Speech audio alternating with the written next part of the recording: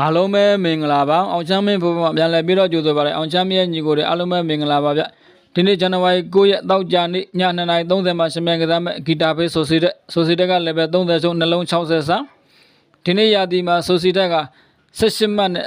15မှရောက်နေတယ်ခြေချနေတာတွေ့ရတယ်ဒီနေ့ပွဲမှာလည်းပဲအဝေးကွင်းဖြစ်တာနဲ့အတူနိုင်ဖို့ခက်ခဲလိမ့်မယ်လို့ထင်တယ်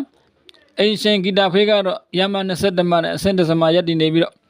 သူ့ရဲ့ချစ်စွမ်းကတော့မဆိုးဘူးလို့ပြောမှာဒီနေ့အိမ်ကွင်းအားလည်းရှိလို့မို့ဂီတာဖေးမဆုံးနိုင်ဘူးလို့ကျွန်တော်ကထင်တယ်ဂီတာဖေးဘော်ဒီပဲရွေးချယ်ပါတယ်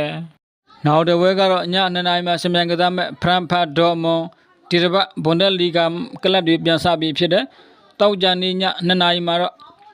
ဖရန်ဖတ်ဒေါ်မွန်လည်းပဲ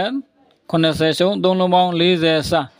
ဖရန်ဖတ်ကအဆင့်ကွန်ဒေါ်မွန်ကအဆင့်နဲ့ထိတဲ့တွေ့ဆုံနေမှုနားနေတာကြာပြီဖြစ်လို့မို့ဘွန်ဒက်လီဂါမှာဆော့နေတဲ့ကစားသမားတွေအပြည့်ခွန်ပြည့်နဲ့လမ်းဆက်နေမှာတော့သိကြတယ်ဒီနေ့ရဲ့နောက်ဆုံးပွဲတွေကတော့ဂိုးမများခဲ့ကြဘူး